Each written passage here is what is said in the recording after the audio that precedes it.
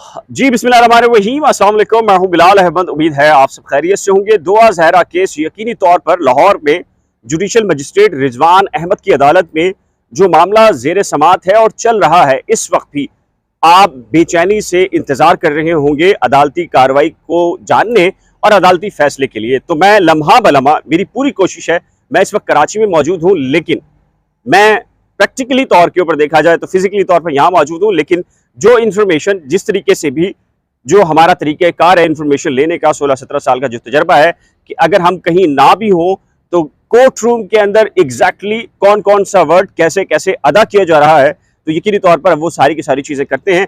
जो मेरे पास अली जाफरी साहब के जो आर्ग्यूमेंट्स आए हैं वो भी आपको बता रहा हूं, कमरे अदालत का जो एटमॉस्फेयर है वो भी आपके सामने रखने जा रहा हूं।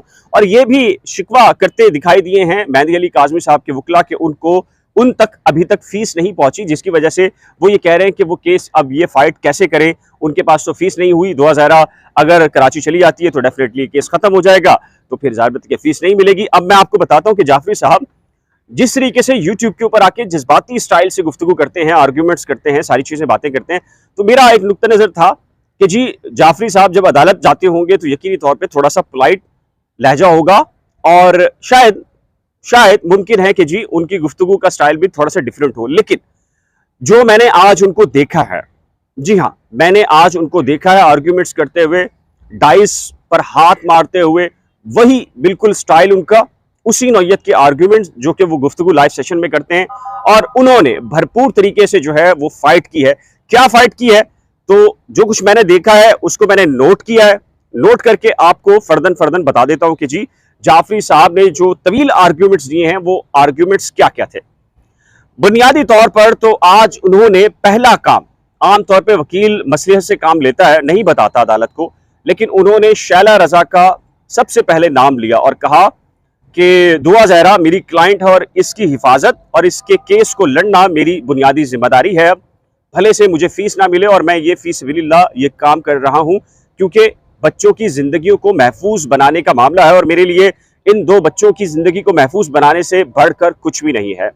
उन्होंने कहा कि एक सूबाई वजीर, खातून सूबाई वजीर है। फिर अगला जो उनका जुमला था कि शहला रजा हैं जो कि इस पूरे केस में मेहंदी अली काज़मी के कभी प्रेस कॉन्फ्रेंस में दाएं और कभी बाएं होती हैं।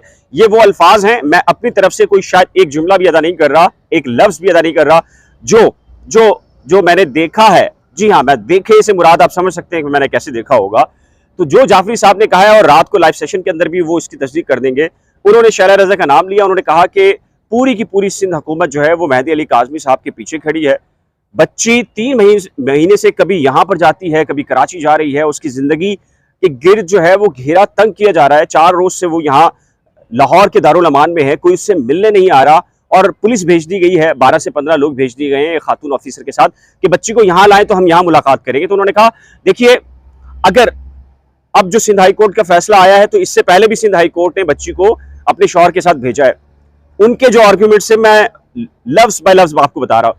उन्होंने कहा है कि सिंध हाई कोर्ट ने जब पहले भेजा था दुआ ज़हरा को कि जाओ अपनी शौहर के साथ जिंदगी गुजारो, तो जितने दिन दुआ ज़हरा ज़हीर के साथ अजवाजी जिंदगी गुजारती रही है, अब आप उसको माइनर कह रहे हैं, यानी कि जो हालिया सिंध हाई कोर्ट का ऑर्डर आया है।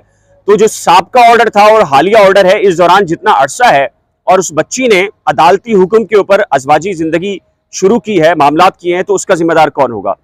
ये बड़े दबंग किस्म के आर्ग्यूमेंट से और ये आमतौर पर वकला मसाले से काम लेते हैं। लेकिन उन्होंने कहा या तो सिंध हाई कोर्ट का पहले वाला ऑर्डर गलत था या आज का गलत है। ऐसा नहीं हो सकता कि सिंध हाई कोर्ट के दोनों फैसले ठीक हो या दोनों गलत हो। एक फैसला कोई गलत है और अदालत खुद जायजा इस बात का ले। दूसरा, उन्होंने कहा देखिए, इससे पहले जो 2 मेडिकल बोर्ड बने हैं वो मेहंदी अली काज़मी साहब के बने। अच्छा, उन्हें आज जो मेहंदी अली काज़मी साहब की अहलिया हैं साहिबा काज़मी मोहतरमा, उनके बारे में कहा है कि देखिए ये जो मेडिकल रिपोर्ट जिस और द न्यूज़ का भी हवाला दिया है अली काज़मी, जो अली जाफरी साहब है, उन्होंने, और कहा है कि वकार भट्टी जो कि सीनियर तरीन रिपोर्टर हैं द न्यूज़ इंटरनेशनल के, जंगजियों का अखबार है और बड़े बड़े जो स्कैंडल्स हैं इस अखबार को ब्रेक करने का शर्फ हासिल है, मौका मिला है। तो उन्होंने कहा है कि पड़खच्चे उड़ाए हैं वकार भट्टी ने उस रिपोर्ट में, और जो 11 रुकनी टीम थी उसमें से 4 जो सीनियर तरीन थे और जो सबसे ज़्यादा रिलायबल थे डॉक्टर्स, उन्होंने इसकी कर दिया है, भांडा फोड़ दिया है कि जी दुआ ज़हरा का जो मेडिकल है सेकंड वो बेबुनियाद है, झूठा है और वो दबाव डालकर उसकी उम्र 13 करवाई जा रही थी। फिर कहा गया कि जी ठीक है, अगर आप साइन नहीं करते तो हम इसको 15 से 16 कर देते हैं और नया 15 कर देते हैं। तो उन्होंने कहा कि चूंकि वो दबाव के अंदर था सिंध हुकूमत, तो ये भी रिपोर्ट दे सकती थी कि साइमा जो काजमी साहिबा हैं वो अभी प्रेग्नेंट है और दुआ ज़हरा अभी जो है वो पैदा भी नहीं हुई, तो ये भी उनसे तवक्कुह की जा सकती है। तो तवील आर्ग्यूमेंट्स हैं, एक एक चीज़ जो कि उन्होंने लाइव सेशन के अंदर बताई है। तो ये सूरत हाल है, उनके आर्गूमेंट्स कंप्लीट हुए हैं। अब देखना ये है कि जुडिशियल मजिस्ट्रेट क्या ऑर्डर करते हैं। एक ताज़ा तरीन और नई अपडेट्स के साथ जल्द ही मिलेंगे, तब तक के लिए अल्लाह हाफिज़।